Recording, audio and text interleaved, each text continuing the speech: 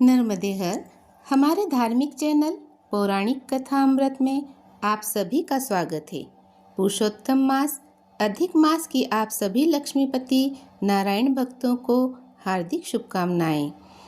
यह मास आपके जीवन में सौभाग्य, स्वास्थ्य, खुशी, धन, वैभव, संपदा, यश, कीर्ति, मान सम्मान, अपनों का स्नेह, बड़ों का आशीर्वाद और लक्ष्मी नारायण की अनंत कृपा लेकर आया है।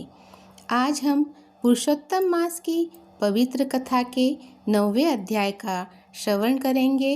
सर्वप्रथम हम 9वें अध्याय का सार जान लेवें। पद्म पुराण में वर्णित पुरुषोत्तम मास के 9वें अध्याय में मेधावी ऋषि की शोक संतप्त कन्या की कथा है। वन में अपने पिता की मृत्यु के बाद अत्यंत दुखी उस कन्या ने दुर्वासा मुनि के आश्रम आगमन पर उनका आदर सत्कार किया, जिससे प्रसन्न होकर मुनि ने उसे मनचाहा वरदान मांगने को कहा। आइए अब हम पुरुषोत्तम मास महामात्य कथा के अध्याय 9 का श्रवण करेंगे। आप अपने हाथों में अक्षत और पुष्प ले लीजिए। अपनी आंखें बंद कर लक्ष्मी नारायण का स्मरण करते हुए कथा को श्रवण करिए।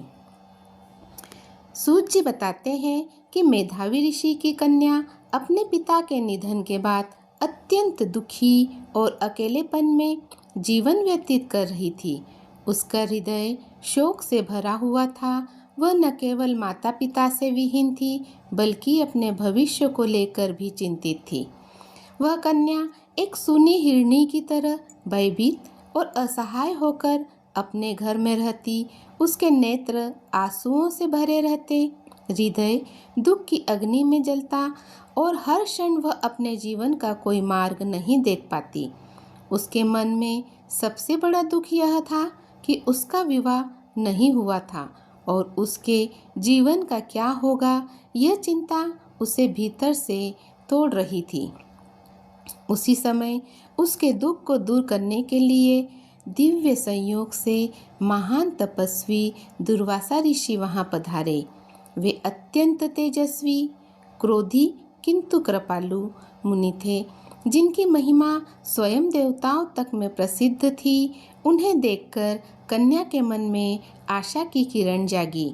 कन्या ने अत्यंत श्रद्धा और विनम्रता से दुर्वासा ऋषि का स्वागत किया। अर्घ्य पाद और वन में उपलब्ध फल फूल से उनकी पूजा की।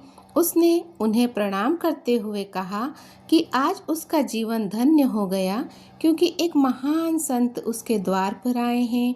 उसने यह भी कहा, शायद उसके पिता के पुण्यों के कारण ही यह सौभाग्य उसे प्राप्त हुआ है। दुर्वासा ऋषि उसके सेवा भाव और विनम्रता से अत्यंत प्रसन्न हुए। उन्होंने उसे आशीर्वाद देते हुए कहा कि वह श्रेष्ठ कुल की धर्मपरायण और पुण्यात्मा कन्या है। उसके पिता का तप सफल हुआ है, जो उसे ऐसी कन्या प्राप्त हुई। तब कन्या ने अपने हृदय का सारा दुख उनके सामने प्रकट किया। उसने कहा कि वह अनाथ है, उसका कोई सहारा नहीं है और विवाह न होने के कारण उसका जीवन अधूरा रह गया है। उससे यह भय सता रहा था कि यदि शीघ्र विवाह न हुआ तो उसका जीवन व्यर्थ हो जाएगा। उसकी करुणावाणी सुनकर दुर्वासा ऋषि का हृदय द्रवित हो गया। यद्यपि वे स्वभाव से क्रोधी थे, परंतु भीतर से अत्यंत दयालु थे। उन्होंने कन्या के दुखों को समझा और उसके कल्याण के लिए उपाय सोचने लगे। अंततः उन्होंने उसे एक ऐसा दिव्य सहारभूत उपाय बताने का निश्चय किया, जिससे उसके जीवन का दुख दूर हो सके और उसका भविष्य उज्जवल बन सके। दुर्वासा ऋषि ने क्या उपाय बताया कन्या को, ये जानने के लिए हम 10वें अध्याय का श्रवण करेंगे। आज हम 9वें अध्याय को यहीं विराम देते हैं। आप अपने हाथों के अक्षत और पुष्प भगवान के सामने रखी प्लेट में रख देवें। आज अधिक मास का 9वां दिन और सोमवार का दिन है। सोमवार का दिन भगवान शंकर और चंद्रमा को प्रिय है। आज आप भगवान शंकर की पूजा करें, भगवान पे जल, दूध, भगवान का अभिषेक करें और श्वेत वस्तुओं का दान करें, श्वेत कपड़ों का दान करें, भगवान को दूध से बनी मिठाइयों का भोग लगाएं और मंदिर में दीपदान अवश्य करें। ओम नमो भगवते वासुदेवाय। ओम नमो भगवते वासुदेवाय। ओम नमो भगवते वासुदेवाय।